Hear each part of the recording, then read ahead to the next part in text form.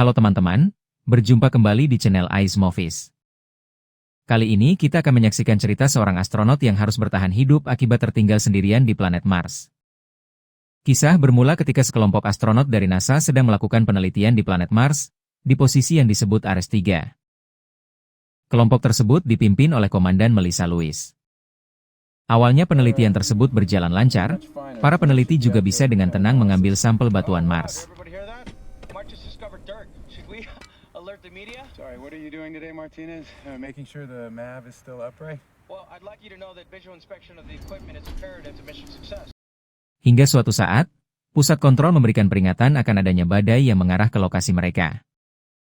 Komandan Lewis memutuskan membatalkan misi dan mulai mempersiapkan keberangkatan pesawat darurat. Masalahnya, mereka harus melewati badai untuk mencapai pesawat dari tempat pusat kontrol. Di tengah situasi yang buruk, seorang astronot bernama Mark Watney terkena hantaman oleh bagian antena yang copot terkena badai. Hal itu membuat Watney terhempas dan sinyal dari kostum Watney juga hilang, yang membuat posisinya tidak diketahui. Situasi semakin buruk karena posisi pesawat kini sudah miring akibat hantaman badai. Keadaan ini mengharuskan Komandan Lewis memilih merelakan Watney, yang dianggap sudah meninggal untuk menyelamatkan kru yang lain. Akhirnya, pesawat lepas landas pulang ke bumi, mengakhiri misinya dari Mars tanpa Mark Watney. Setelah badai reda, posisi Ares 3 di planet Mars sudah porak-poranda. Namun, Mark Watney yang diduga sudah tewas ternyata masih hidup meskipun menderita luka cukup parah.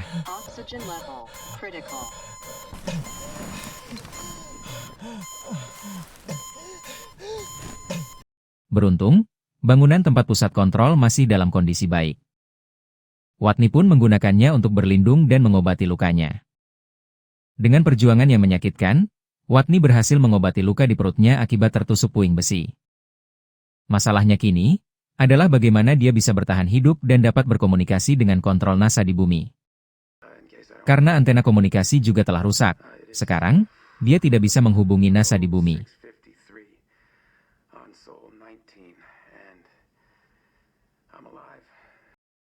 Hari demi hari, Watney hanya bisa bertahan dan menghabiskan waktu di dalam pusat kontrol. Dia juga mulai menghitung makanan yang tersisa sambil memikirkan cara untuk bisa bertahan hidup lebih lama. Dia memperkirakan bisa bertahan dalam 400 hari ke depan jika berhemat. Dengan kemampuannya di bidang biologi, Watney berencana menanam sebagian kentangnya. Jika berhasil, dia bisa memperpanjang stok makanan hingga 3 tahun ke depan. Watney mulai mengumpulkan kotoran yang sudah terproses sebagai pupuk organiknya. Dia lalu mengubah salah satu ruangan menjadi lahan untuk menanam kentangnya.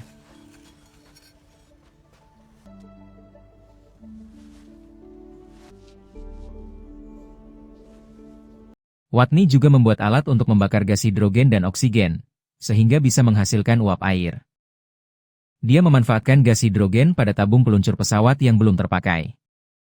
Namun di percobaan pertama, dia gagal dan menyebabkan ledakan yang melukai dirinya.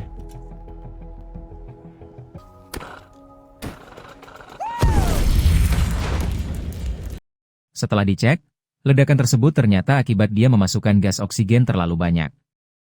Pada percobaan kedua, dia lebih hati-hati, dan akhirnya, berhasil membuat pembakaran gas hidrogen dengan sempurna. Esokan harinya, Watney menemukan banyak tetesan air pada dinding plastik yang membuat lahan kentangnya tetap basah. Setelah beberapa hari, pada Sol 54, Watney tersenyum karena usahanya berhasil. Dia melihat ada tunas kentang yang sudah tumbuh. Sementara itu, pusat kontrol NASA di bumi sedang merancang persiapan misi Ares 4 di sisi lain planet Mars. Salah satu petinggi NASA, Vincent Kapoor, meminta petugas bernama Mindy memeriksa keadaan di Ares 3. Mindy terkejut, karena citra satelit menunjukkan adanya perubahan posisi benda di Ares 3 pada Sol 18 dan Sol 54. Setelah dianalisa, para petinggi NASA menyimpulkan Mark Watney masih hidup. Informasi tersebut akhirnya diberitakan ke publik, namun tetap dirahasiakan kepada kru Ares 3 lainnya yang masih menjalani misi. Di Ares 3, Watney mulai memanen kentangnya, kini dia bisa memperpanjang stok makanannya. Ketika sedang mengamati peta sekitar Ares 3, dia mengenali suatu tanda segitiga merah. Watney langsung pergi ke lokasi tersebut, dan di sana dia menemukan alat komunikasi NASA tahun 1997, bernama Pathfinder. Dia membawa pulang alat itu dan setelah sampai di Ares-3, dia menyalakannya. Beruntung, satu-satunya Pathfinder yang ada di NASA masih berfungsi dan berhasil menerima sinyal dari Mars.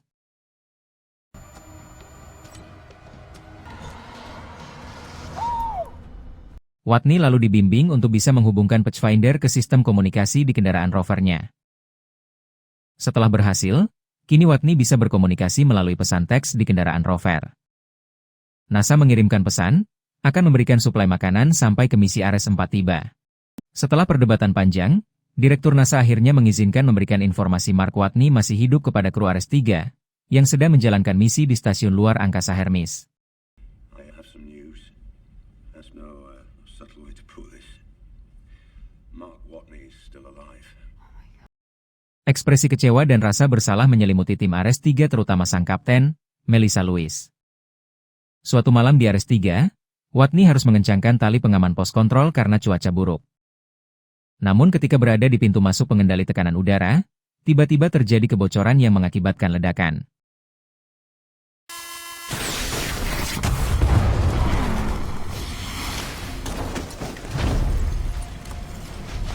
Jangan lupa untuk subscribe dan like-nya.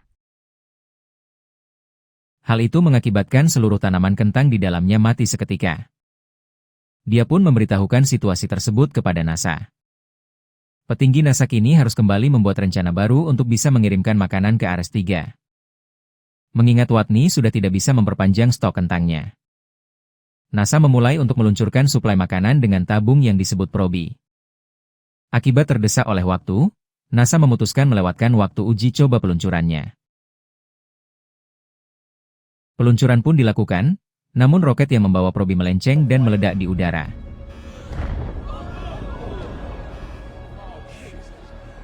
Kegagalan peluncuran suplai makanan untuk Mark Watney kini menjadi berita internasional. Berita itu juga sampai ke Direktur Peneliti Luar Angkasa Cina. Dia menyarankan untuk memberikan bantuan kepada NASA berupa pendorong roket milik Cina yang bisa mencapai orbit Mars. Seorang ahli astrodinamik NASA, Rich Purnell, memberikan cara alternatif untuk menyelamatkan Mark Watney. Cara itu dengan memanfaatkan stasiun Hermes yang kini sedang menuju bumi. Dan secara kebetulan Hermes sedang diawaki kru Ares 3. Purnell menjelaskan bahwa Hermes bisa menjemput Watney di orbit Mars. Hermes harus menambah akselerasi untuk mengitari bumi agar bisa meluncur ke orbit Mars. Lalu Hermes bisa menangkap Watney yang sama-sama meluncur ke orbit Mars. Meski ditentang Direktur NASA, petinggi NASA yang lain mengirimkan pesan rahasia ke Hermes tentang operasi penyelamatan Watney. Kali ini Kapten Lewis menyerahkan keputusannya kepada semua kru.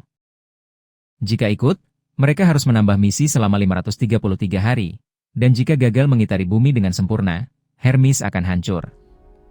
Setelah berdiskusi, semua kru Ares 3 setuju dan bertekad membawa pulang sahabatnya, Mark Watney. Di pusat kontrol NASA, petugas pengawas melaporkan adanya perubahan pada program stasiun Hermes.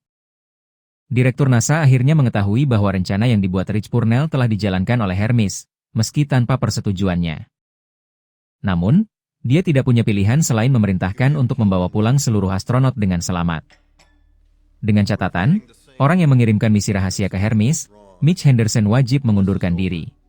I'll expect your resignation. Understand. Bring our astronauts home. Di Ares 3, Watney kini harus mempersiapkan kendaraan rover dan bekal makanan untuk perjalanan ke Ares 4. Karena di sana sudah ada roket peluncur untuk pergi ke orbit Mars, sehingga dirinya bisa ditangkap oleh Hermes. Just as the Hermes is passing, and I guess they catch me in space. Direktur NASA juga langsung menemui Direktur Peneliti Luar Angkasa Cina. Setelah mendapat izin, NASA kini menggunakan peluncur roket luar angkasa Cina untuk mensuplai kebutuhan Hermes selama misi itu. Peluncur luar angkasa Cina itu sukses diluncurkan dan mendarat di stasiun Hermes dengan aman. Setelah 7 bulan persiapan, Watney memulai perjalanannya ke Ares 4. Meninggalkan Ares 3 beserta kenangan yang tak akan terlupakan. Dia menutup jurnal pribadinya dengan menyebut dirinya sebagai perompak Mars.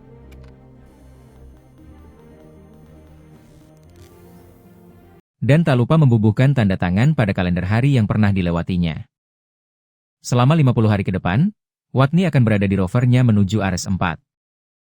Untuk menghemat waktu, dia selalu melakukan rutinitas seperti tidur sambil mengisi daya rovernya. Permasalahan berikutnya muncul, karena pesawat yang akan digunakan Watney harus lebih ringan agar bisa meluncur dengan cepat ke atas orbit Mars. Bobotnya bahkan harus dikurangi minimal 5.000 kg, dimulai membuang kursi penumpang yang tidak dipakai, hingga tutup baja ujung pesawat. Wait a second. You want a remote control descent with no backup? We need to remove the nose airlock, the windows, and hull panel 19. Setelah menghabiskan 50 hari perjalanan, Watney akhirnya sampai di tempat yang akan dijadikan pusat penelitian Ares 4. Di sana, sudah ada sebuah pesawat peluncur yang sebelumnya sudah dipersiapkan NASA sejak waktu penelitian Ares 3. Watney langsung menaiki pesawat itu dan menyalakannya. Sesuai instruksi NASA, Watney membuang seluruh bagian yang tidak terpakai termasuk jendela dan penutup baja pesawat serta menutupnya dengan kanvas hub.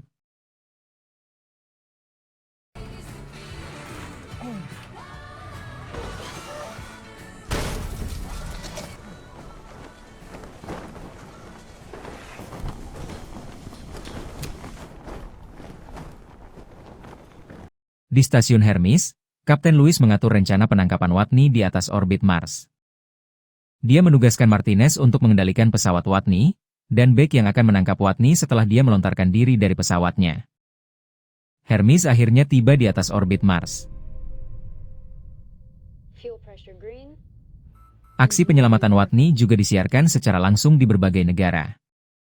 Ketika semuanya sudah siap, Kapten Lewis memerintahkan Martinez langsung mengontrol dan menerbangkan pesawat Watney. Di tengah peluncuran itu, Watney mendapat tekanan atmosfer yang mengakibatkan dirinya pingsan. Beruntung, Watney segera sadar kembali setelah pesawatnya melewati atmosfer Mars. Namun, masalah lebih besar muncul ketika pesawat Watney terlempar terlalu jauh dari posisi Hermes. Kapten Lewis memerintahkan Vogel membuat bom rakitan untuk memperlambat laju Hermes. Meski berhasil, namun posisi Hermes masih terlalu jauh dari Watney. Activating panel 41.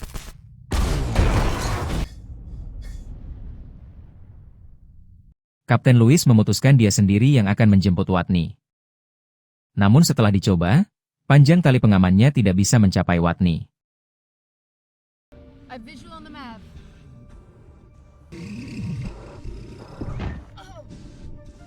Watney lalu membuat ide gila, dia melubangi kostum astronotnya untuk bisa melayang mendekati Kapten Lewis. Namun, karena sulitnya mengontrol dan mengarahkan tekanan di lubang bajunya, Watney tidak bisa meraih tangan Kapten Lewis.